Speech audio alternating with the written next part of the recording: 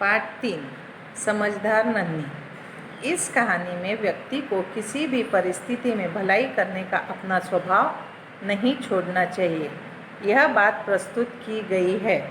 हमारे समाज में कुछ लोगों का स्वभाव बुरा हो सकता है, लेकिन हमें अपना अच्छा स्वभाव नहीं छोड़ना चाहिए। नन्ही बतख तट पर आई तो उसने देखा कि एक बिच्छू दलदल में फंसा है। बिच्छू ने नन्ही से प्रार्थना की, बहन मुझे बचा लो। नन्ही को उस पर दया आ गई। उसने बिच्छू को दलदल से उठाकर सूखे स्थान पर रख दिया। बिच्छू को शैतानी सूझी। उसने नन्ही को डंक मार दिया। नन्ही पीड़ा से तड़प उठी। उसने बिच्छू से पूछा, क्यों भाई, तुमने मुझे डंक क्यों मारा? बिच्छू लापरवाही से बोला, क्या करूं, डंक मारना मेरा स्वभाव है। नन्ही बोली, तुम यह गंदी आदत छोड़ दो, नहीं तो कोई मुसीबत में तुम्हारी रक्षा नहीं करेगा। बिच्छू उसकी बात अनसुनी कर आगे बढ़ गया। नन्ही अपनी माँ के पास नदी में चली गई। माँ ने पूछा, नन्ही बेटी तुम कहाँ रह गई थी? नन्ही बोली, माँ एक बिच्छू दलदल में फंस गया था, उसे बचाने में देर हो गई।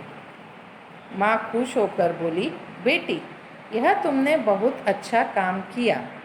बच्चों, तो आपने देखा कि मैंने जो पाठ का थोड़ा सा भाग आपको पढ़ के बताया, उसी तरह आपको पढ़ना है। हमने पिछले पाठ में विराम चिन्ह पढ़े हैं और इस पाठ में उन विराम चिन्हों का बहुत अच्छा उपयोग हुआ है, ठीक है ना।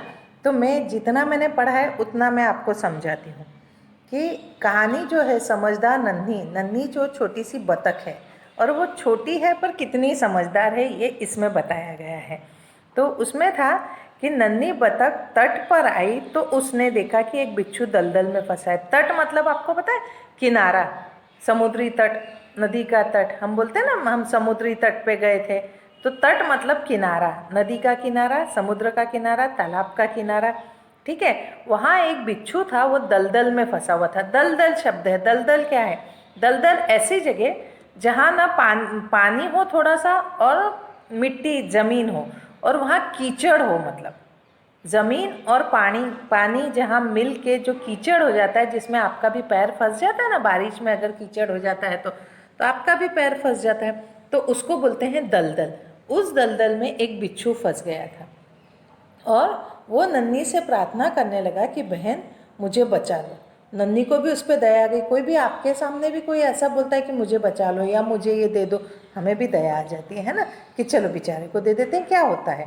तो ऐसा सोच के नन्ही ने भी उस बिच्छू को बचा लिया। पर बिच्छू बहुत शैतान था।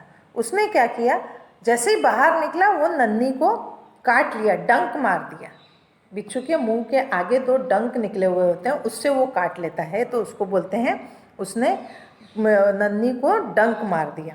और वो डंक मारने से जो नन्ही थी वो पीड़ा से तड़प उठी। पीड़ा मतलब दुखना, हम गिर जाते हैं, चोट लग जाती है, कहीं उंगली आ जाती है तो उसमें चोट लग जाती है और दुखता है, बहुत दुखता है, तो वो पीड़ा बोलते हैं उसको। तड़पना, जो दुखने के बाद में जब हम तड़पते हैं, ओई लग गया वो, तो वो पीड़ा से तड़प उठी। और फिर उस नन्ही ने पूछा कि क्यों भाई तुमने मुझे डंक क्यों मारा? तो बिच्छू जो था, बिच्छू बोलता है, लापरवाही से बोलता है, मतलब कोई चिंता ही नहीं उसको ऐसा गलती का एहसास ही नहीं कि उसने गलत काम किया है। तो वो लापरवाही से बोलता है, क्या करूं, डंक मारना तो मेरा स्वभाव है, मेरा स्वभाव है, मतलब गलत स्वभाव है। उसको भी वो बड़ी मज़े से बता रहा है कि डंक मारना तो मेरा स्वभाव है। फिर जब नन्ही होती है, वो नन्ही उसको सीख देती है कि ये जो तुम्हारा स्वभाव है ना, उसको छोड़ दो। अगर तुमने नहीं छोड़ा ना तो आगे से कोई तुम्हारी मदद नहीं करेगा, इसलिए अच्छा है कि तुम इस बात को छोड़ दो और तुम्हारी कोई रक्षा नहीं करेगा, नहीं तो कोई तुम्हें नहीं बचाएगा बुरे समय में। बिच्छू की बात को, जो नन्ही की बात को बिच्छू अनसुनी कर देता है। सुन के भी जाने देना, कौन सुनता है, ये तो ऐसे ही बोल रही है, ऐसे करके वो चला जाता है। और नन्ही भी नदी में अपनी माँ के पास चली जाती है। तो माँ पूछती है कि इतनी देर कहाँ लग गई थी तुम्हें? तब नन्ही बताती है कि मैंने एक बिच्छू की जान बचाई और जो माँ होती है उसको बड़ी खुश होती है वो कि उसकी बेटी ने किसी ज़रूरतमंद की मदद की है, किसी की जान बचाई है। नन्ही बोली, लेकिन बदले में उसने मुझे डंक मार दिया। माँ बोली, बिच्छू अपनी गंदी आदत का गुलाम है, तुम उसे चाहे कितनी बार बचाओ वह बार बार डंक मारता रहेगा। नन्ही बोली, माँ मैं उसकी गंदी आदत छुड़ा कर रहूँगी। कुछ दिन बाद बिच्छू के प्राण पुनः संकट में पड़ गए। इस बार वह पानी की धारा में जा गिरा और डूबने उतराने लगा। मौत सामने देखकर बिच्छू को नन्ही की याद आई। वह नन्ही को पुकारने लगा। नन्ही ने उसकी करुण पुकार सुन ली। वह झपट कर बिच्छू के पास आ गई। सहसा ही उसके मन में विचार आया, अब मैं इस गंदे स्वभाव वाले बिच्छू को नहीं बचाऊंगी। बिच्छू गिड़गिड़ाने लगा, बहन मुझ पर दया करो। नन्ही का मन डोल गया। उसने सोचा, हो सकता है इसने अपनी गंदी आदत छोड़ दी हो। नन्ही ने बिच्छू को दोबारा जीवन दान दिया। बिच्छू अपने स्वभाव के अनुसार उसे डंक मारने के लिए आगे बढ़ा। जब माँ ने बोला कि बहुत अच्छा काम किया, जब माँ उसकी खुश हो गई, लेकिन उसके बाद नन्ही ने बताया कि मैंने तो उसकी जान बचाई, मैंने तो अच्छा काम किया, लेकिन बिच्छू ने मुझे डंक मार दिया। माँ ने बताया कि बिच्छू की तो वो अपनी आदत का गुलाम है। आदत मतलब जो उसको आदत है उसको वो छोड़ना नहीं चाहता। उसी के आदत के अनुसार वो सबको डंक ही मारता रहता है। लेकिन नन्ही जो थी उसको विश्वास था, अपने आप पे विश्वास था। वो बोली कि बिच्छू की ये गंदी आदत को मैं छुड़ा कर रहूँगी, उसे मैं छुड़ा कर रहूँगी। उसकी आदत कितनी भी पुरानी हो, भले वो कितना भी अपने गुलाम हो आदत का, लेकिन मैं भी अपने पे विश्वास रखती हूँ और मैं देखना आपको बताऊँगी कि मैं उसकी गंदी आदत छुड़ा के रहूँगी। बहुत दिन बीत जाते हैं, थोड़े दिन बीत जाते हैं। थोड़े दिन बीतने के बाद में बिच्छू के प्राण फिर संकट में पड़ जाते हैं। गिर जाता है पानी की धारा। धारा मतलब बहाव। एक बहाव, नदी बहती है ना, एक ही डायरेक्शन में बहती है। देखना कभी आप नदी में जाओगे तो देखना वो एक ही दिशा में पानी बहेगा। ऐसा नहीं है कि इधर भी पीछे भी बह रहा है, साइड में भी बह रहा है, ऐसा नहीं है। एक दिशा में जाता है तो उसको बोलते हैं धारा। आप अगर पानी की धारा बोल सकते हो, तेल की धारा। अगर कुछ चीज़ द्रव्य जो है, जो लिक्विड है, वो ढुल जाता है तो वो एक इसमें बहने लगता है, उसको बोलते हैं धारा। तो एक पानी की धारा में वो बिच्छू जो है डूबने उतराने लगता है, अंदर पानी में जाता है। डूबने उतराने मतलब पानी में अंदर जाता है, ऊपर आता है, नीचे जाता है, ऊपर आता है। मौत सामने देखकर बिच्छू घबरा जाता है। वापस उसको नन्ही की याद आती है कि नन्ही थी जिसने मुझे पानी में से बचाया था, दलदल में से बचाया था। तो वापस वो उसको याद करने लगता है और पुकारने लगता है, नन्ही बहन बचाओ बचाओ, ऐसे करके। बिच्छू की आवाज़ सुनकर नन्ही पास में आ जाती है और देखने लगती है, अरे बाप रे, बिच्छू तो फिर डूबने लगा है। पर उसके मन में विचार आता है कि क्या मैं इसको बचाऊं या ना बचाऊं। उसका मन डोल जाता है और वो बिच्छू को फिर से बचा लेती है। उसको पता है कि इसका स्वभाव गंदा है, यह आदत के गुलाम है, गंदे स्वभाव के कारण ये वापस मुझे ही काटेगा, वापस मुझे ही डसेगा। तो वो सोचती है कि मैं बचाऊं या ना बचाऊं। तो पर उसका मन डोल जाता है, मन में उसके दया रहती है, दयावान होती है वो, और वो वापस बिच्छू को बचा लेती है। जैसे ही वो उसको दोबारा जीवन दान देती है, बिच्छू अपने स्वभाव के अनुरूप डंक मारने के लिए आगे बढ़ता है। नन्ही ने बिच्छू को दोबारा जीवन दान दिया। बिच्छू अपने स्वभाव के अनुसार उसे डंक मारने के लिए आगे बढ़ा। नन्ही उसका इरादा समझ गई। वह मुस्कुराकर बोली, बिच्छू भाई ठिठक क्यों गए, डंक मारो। बिच्छू शर्म से पानी पानी हो गया। वह खिसिया कर बोला, बहन एक बात बताओ, मैंने सदा तुम्हारे साथ विश्वासघात किया, फिर भी तुमने मेरे साथ भलाई ही की, ऐसा क्यों? नन्ही बोली, भलाई करना मेरा स्वभाव है। मैं तुमसे बदला लेने के लिए अपनी अच्छी आदत को क्यों छोड़ दूं? मेरा काम बचाना है। मैं मुसीबत में पड़े को बार बार बचाती रहूँगी। तुम्हारा काम डंक मारना है। तुम मारते रहो, देखती हूँ कौन जीतता है। बिच्छू पछतावे से भरकर बोला, नन्ही बहन, आज तुम जीत गई। मैं वचन देता हूँ कि अब मैं किसी निर्दोष जीव को डंक नहीं मारूंगा। नन्ही खुश होकर नदी में चल दी। माँ ने आज फिर पूछा, बेटी कहाँ देर कर दी? नन्ही ने पूरी घटना बता दी।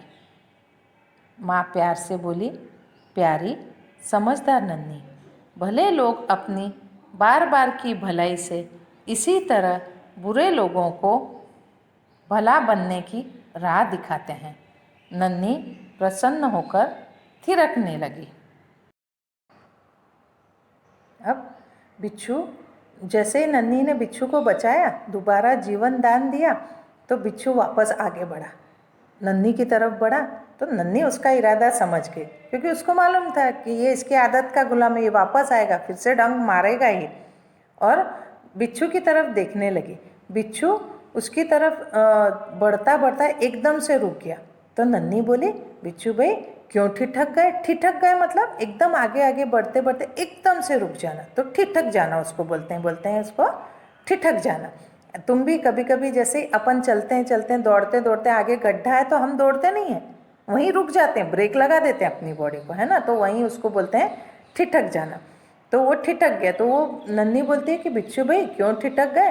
डंक मारो। बिच्छू शर्म से पानी पानी हो जाता है। उसको अब अपनी गलती का एहसास होता है, शर्मिंदा हो जाता है जब वो उसको बोलती है, नन्ही बोलती है।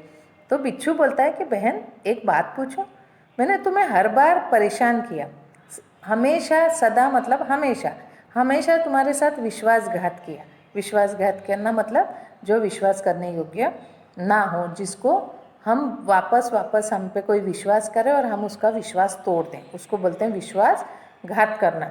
और फिर भी तुम मुझ पे भलाई करती रही, मैंने बार बार तुम्हें डंक मारा, फिर भी तुम मुझ पे भलाई करती रही। नन्ही बोली, जिस तरह से तुम्हारी जो आदत थी डंक मारने की, वैसे मेरा काम है भलाई करना, मेरा स्वभाव है दूसरों की भलाई करना। और दूसरे भले ही कितना भी गलत काम करें, मैं क्यों अपनी भलाई वाला स्वभाव छोड़ूंगी?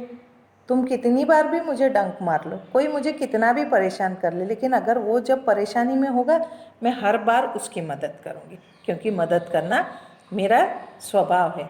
बिच्छू पछतावे में आकर बोला, नन्ही बहन आज तुम जीत गई, मैं वचन देता हूँ अब मैं किसी को, निर्दोष जीव को डंक नहीं मारूंगा। निर्दोष मतलब जिसका कोई दोष ही नहीं है।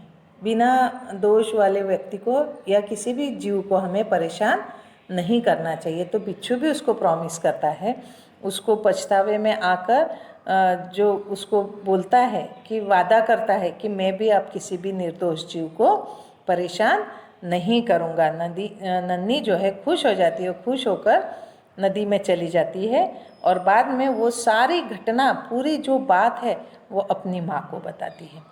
तो माँ भी बोलती है, प्यारी समझदार नन्ही, उसको भी बड़ा मन में प्राउड होता है, अपने नन्ही के प्रति प्रेम उमड़ता है ना। तो वो भी बोलती है कि भले लोग अपनी बार बार भलाई करने से बुरे लोगों का स्वभाव बदल सकते हैं। कोई भी बुरा व्यक्ति अगर बुरा काम करता है तो हमें भी उसके साथ में रह के बुरा काम नहीं करना है, हमें अपनी अच्छाई कायम रहनी है, हमें अपनी अच्छाई पे कायम रहना है और अपने अच्छे काम करते रहना है। एक दिन वो बुरा व्यक्ति हमारी अच्छाई देख देख के खुद बदल जाएगा और वो खुद भी अच्छा हो जाएगा। तो जो अच्छे लोग होते हैं, भले लोग होते हैं, वो बार बार भलाई करके बुरे लोगों को भी भला बनने की राह दिखाते हैं। और नन्ही अपनी माँ की इस प्रशंसा भरे शब्द को सुनकर थिरकने लगती है, मतलब खुशी से नाचने लगती है। तो बच्चों, इस पाठ से हमने क्या सीखा?